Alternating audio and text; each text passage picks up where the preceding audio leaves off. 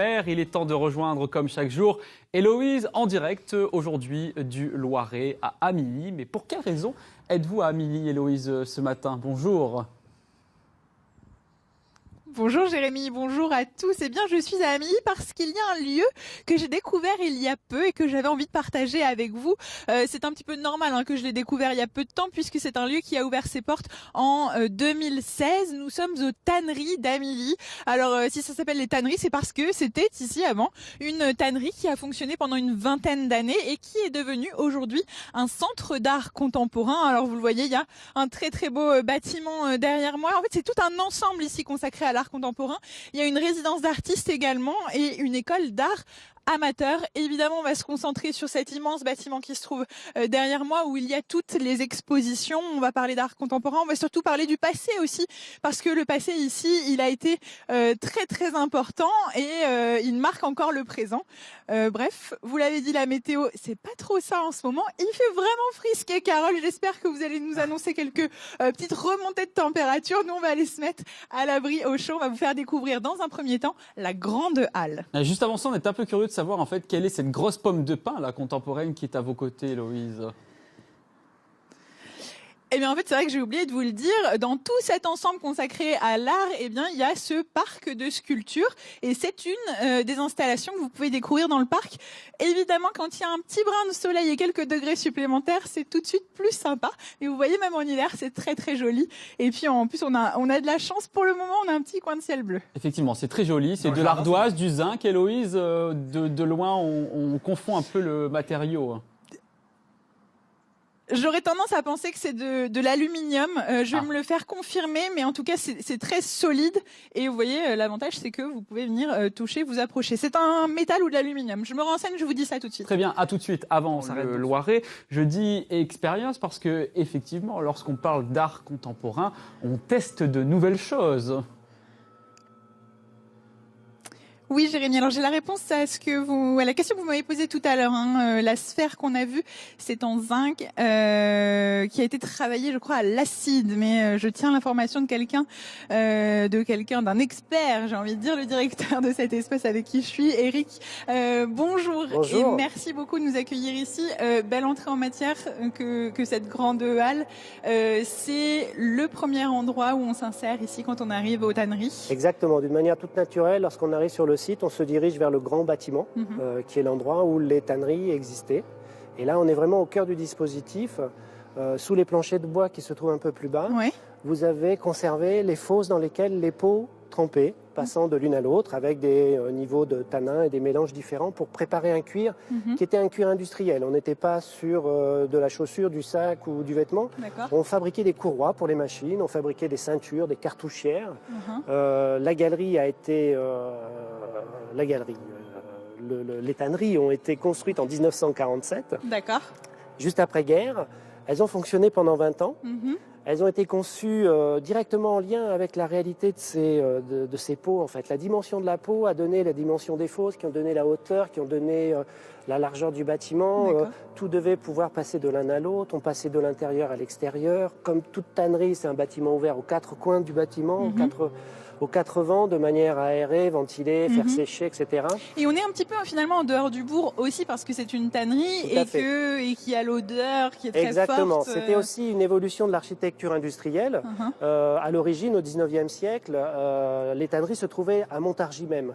Et puis petit à petit, pour des questions sanitaires, en effet, on a prié les tanneurs à s'installer par ailleurs. Et donc le dernier propriétaire de l'ensemble des tanneries est venu s'installer ici.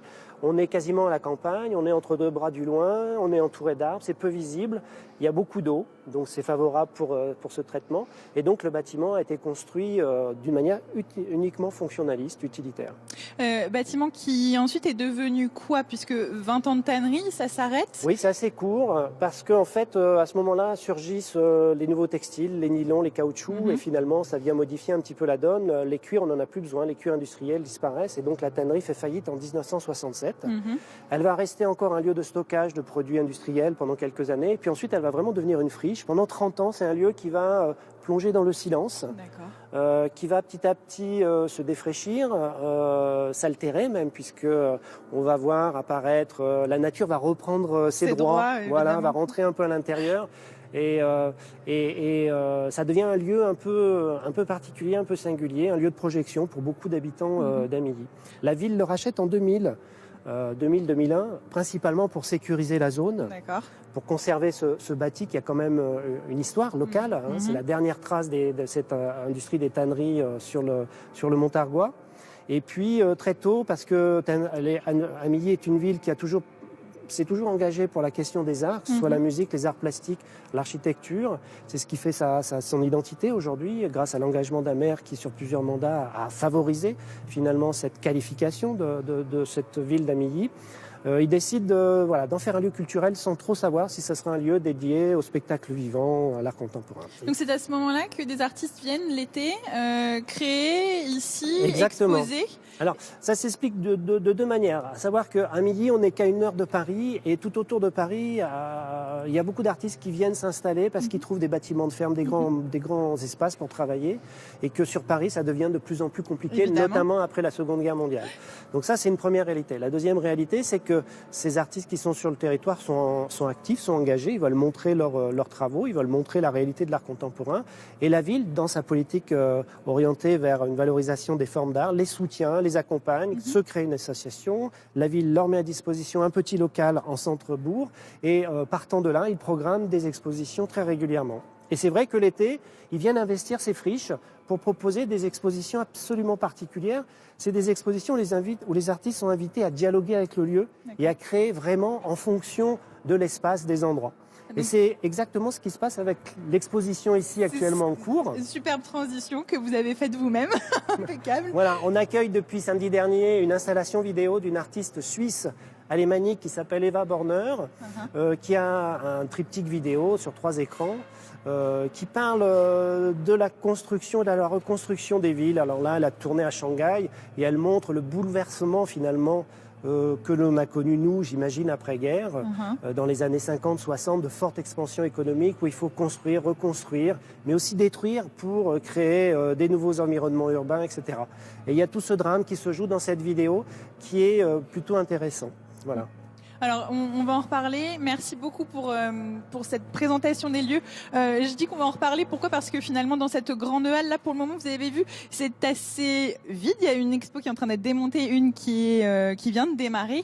Mais il y a un foisonnement beaucoup plus important, surtout au beau jour. Voilà. Mais on vous redit tout ça dans un instant. On va monter et on va aller vous faire découvrir la petite galerie cette fois-ci. Avec plaisir, Héloïse. Vous avez l'art de nous tenir en haleine autour de l'art contemporain. Cette petite galerie, je suis toujours avec Eric, et c'est un lieu qui lui aussi est vraiment plein de charme, et surtout comme en bas finalement vous avez gardé aussi des petites traces du passé un petit peu partout. Là il y a cette immense poutre autour de nous. Le but a vraiment été ça quand le bâtiment a été repensé, c'est garder son histoire, garder le passé présent ici. Tout à fait, oui. Le travail qu'a mené Bruno Godin, l'architecte qui a été choisi pour faire l'aménagement, le réaménagement des tanneries, a eu ce choix très pertinent, intelligent de pas faire œuvre sur œuvre, d'être dans l'effacement, de manière à valoriser l'existant et puis permettre aussi aux artistes de pouvoir s'y inscrire d'une manière relativement simple, même si les lieux qui ont du caractère, chaque espace, ici on est dans la petite galerie, ce qui fait la richesse des tanneries, c'est la diversité en fait de ces espaces. Quand on est dans la petite galerie, quand on est dans la grande halle, cette antre magnifique dans laquelle on était il y a très peu de temps, dans le parc, sous la verrière où on sera tout à l'heure, ces lieux sont chaque fois très différents, des identités très marquées, des atmosphères très particulières. Et donc ça motive les artistes. Les artistes aiment être confrontés à ces obligations. Ces petites contraintes finalement sont très motrices pour eux. Stimulante finalement. Dans cette petite galerie, quel est le but justement de ce lieu ? Ça va être. Alors cette petite galerie, elle permet de montrer des expositions plutôt courtes. Je les appelle plutôt des petits orchestres, c'est-à-dire c'est des choses qui sont rapidement montées, démontées. On peut avoir 5-6 vernissages sur l'année, des durées d'exposition de 4 à 6 semaines, qui viennent contrebalancer les grandes expositions dont on verra tout à l'heure l'existence dans la galerie haute, qui elles vont durer plusieurs mois. Ça nous permet nous d'organiser des accompagnements des publics différenciés. d'avoir une animation beaucoup plus forte sur l'ensemble de l'année, de créer des points de rendez-vous et des attentions particulières.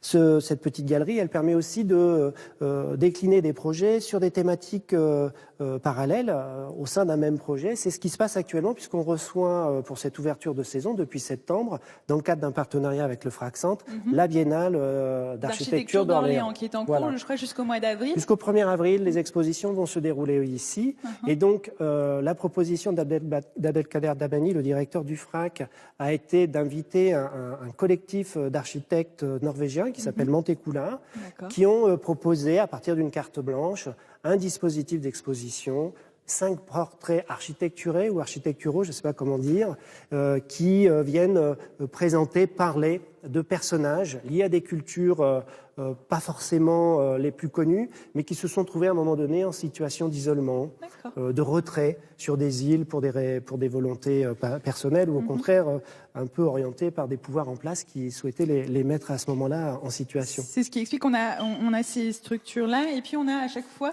pour chaque élément... Vous avez un ensemble, voilà. C'est un portrait à plusieurs aspects, une sorte de portrait chinois entre une maquette, un plan, une image, un texte. Et à chaque fois, ils ont repris le principe et ils l'ont décliné donc 5 fois dans l'exposition.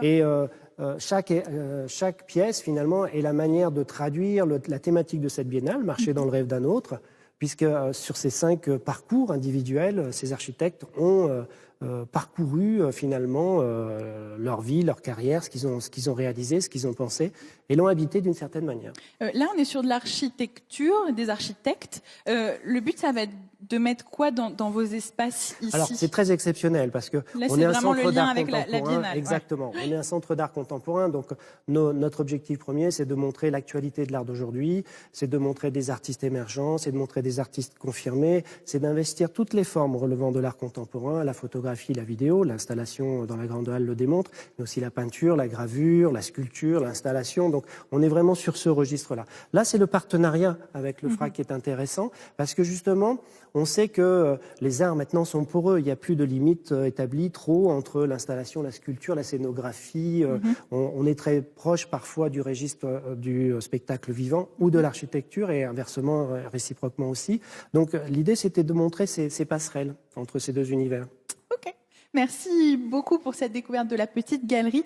Vous l'avez entendu, hein, il y a plein d'autres choses à voir. On a une petite rencontre avec un monsieur fort intéressant et surtout qui a fait des choses assez ludiques et très très malines qui s'appelle Guy Rottier. On vous emmène dans la galerie haute dans un instant. Tannerie que vous explorez depuis tout à l'heure. Hein. Oui, et on est du côté de la galerie haute. Alors non, il n'y a pas de photos ici, il y a des dessins, il y a des choses très très très original. Je pense à Charlie qui aime bien les expériences un petit peu différentes. Alors là, il y a des choses, si elles avaient vu le jour, qui lui auraient plu, mais vraiment beaucoup. On est dans un espace qui est consacré en ce moment à Guy Rottier. Alors c'est qui Guy Rottier? Alors Guy Rottier, c'est un architecte français.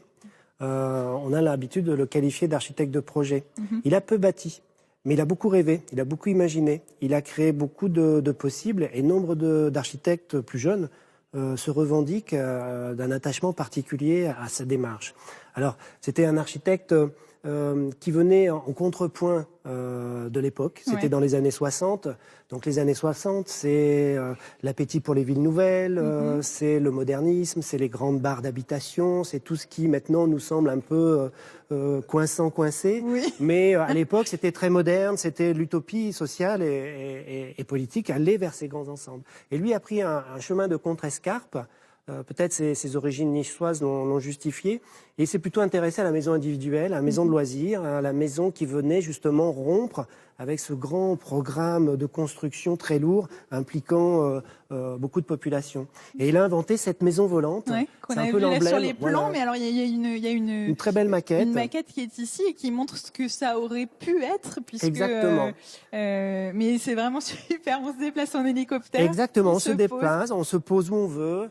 On est dans les années 70, c'est encore les grands récits, les utopies sociales, politiques qui sont encore d'actualité. Les premiers mouvements de crise liés à l'industrie du pétrole ne sont pas encore là. On a l'impression d'un univers qui nous est accueillant et attendu. Et puis, petit à petit, Guy-Rottier va aussi intégrer finalement des problématiques qui ne sont pas sans faire écho avec des obligations plus éco-durables d'aujourd'hui, en prenant en compte notamment la dimension écologique, en travaillant sur la réalité du rapport de l'architecture avec le paysage. Alors, il a beaucoup travaillé sur finalement des constructions qu'on pouvait finalement, qui étaient un peu provisoires ou temporaires, qu'on pouvait finalement soit brûler, soit déplacer. Exactement, qui étaient mobiles. C'est le cas de la maison hélicoptère, mais c'est aussi le cas de ces maisons éoliennes qui pouvaient, en fonction des besoins, s'étirer, s'accroître, se restreindre. C'était une manière de penser l'habitat, non pas comme quelque chose de figé, figeant, mais au contraire d'être dans un rapport vivant. Ici, cette maison escargot est un peu l'emblème de ça. Au gré des besoins de vie, on va tourner autour et agrandir, faire une pièce de plus avec la naissance du petit dernier ou de la petite dernière. Et puis voilà, petit à petit, les choses vont prendre place. Donc on est vraiment dans cette poésie finalement de l'architecture. Alors ce qui nous a intéressé lorsqu'on a travaillé avec le FRAC sur cette collaboration, cette présence de Guy-Rottier, c'était deux choses. La première, c'est que l'espace de la Grande Halle, qui est très grand, permettait de donner à voir l'intégralité des pièces de la collection du FRAC. C'est 34 maquettes qui sont ici présentes, c'est plus de 150 dessins, c'est très très dense, c'est la première fois qu'on a la chance de pouvoir voir l'ensemble. Et puis, autre aspect très positif, c'est que Guy-Rottier, c'est un lien direct entre l'architecture et l'art de son époque. Il est de Nice, c'est les nouveaux réalistes, c'est Ben, c'est Armand, c'est voilà, toute cette tendance-là qu'il côtoie, qu'il fréquente. Ce qui se jouera un peu à ses dépens, parce qu'on ne le considérera pas tout à fait comme un architecte, ni tout à fait comme un artiste. Du coup, il sera toujours un peu à cheval entre les deux. Toujours un petit peu à cheval. Mais en tout cas, c'est un vrai plaisir de découvrir ces réalisations-là. Il y a une vraie dimension plastique. Et pour le public du Centre d'Art, c'est un lien direct à l'architecture qui n'est pas forcément leur domaine de prédilection. Voilà, donc il y a une passerelle qui se met en place. Et de mon point de vue, à moi, finalement, c'est quelque chose qui est aussi très accessible pour un jeune public, par exemple. Et je sais que vous avez ça en tête ici au Centre d'Art, de pouvoir amener des familles ici et qu'il y en ait un petit peu pour tous les goûts, aussi bien pour les adultes que pour les plus jeunes. Exactement. En fait, les tanneries s'appuient sur deux piliers. Le premier, c'est accompagner l'artiste.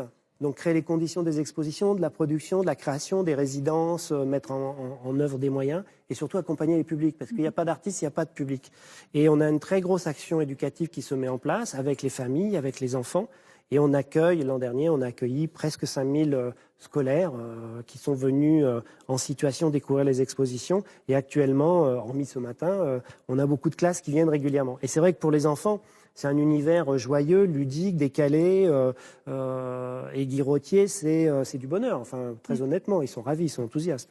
Totalement d'accord. C'est du bonheur. On aurait aimé vous en montrer encore un petit peu plus, mais on doit rendre l'antenne. Mais ne vous inquiétez pas, on a encore d'autres jolies choses à vous faire découvrir, notamment une très belle verrière. Merci Héloïse. Nous sommes Oui, et dans un autre espace, encore une fois, d'exposition. Nous aussi, comme Roulietta, on a des choses à voir ici, on a des choses à vous montrer. En l'occurrence, une jolie piscine, finalement. Exactement. Elle donne envie. Elle n'a pas l'air bien profonde, par contre. C'est aussi un espace d'exposition, un espace qui est très vaste, qui vous donne aussi d'autres possibilités, finalement, ici. Absolument, ça participe de la diversité de ces lieux, de ces espaces du Centre d'Art qui, du coup, nous intéressent.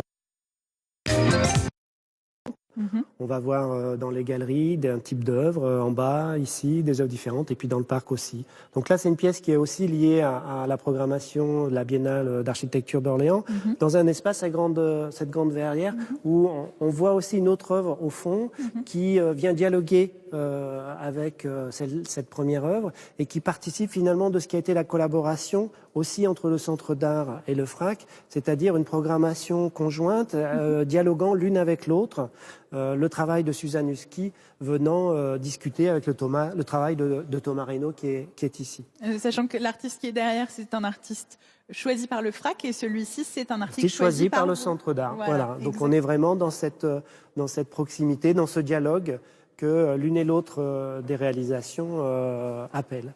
Et alors on est aussi donc dans cet espace très singulier, très particulier, cette grande verrière baignée de lumière, qui est un lieu vraiment magique, évidemment aux premières heures ensoleillées, au printemps, à l'automne. C'est des moments vraiment très agréables. Déjà là, c'est très sympa aujourd'hui. On a le droit à un petit rayon de soleil. Petit rayon de soleil, une belle lumière, exactement. Et puis c'est un lieu aussi où on peut apercevoir le parc. Et ça, c'est quelque chose d'important pour les tanneries parce que, bien évidemment, c'est des lieux d'exposition, des galeries, des endroits, des verrières comme celle-ci, mais c'est aussi un parc. C'est-à-dire que le public qui vient ici vient pour voir des expositions, vient aussi pour se promener, se détendre, découvrir le paysage. On est entouré de 2 bras du loin. C'est une végétation qui n'est absolument pas plantée, artificielle. C'est vraiment la végétation des bords de rivières.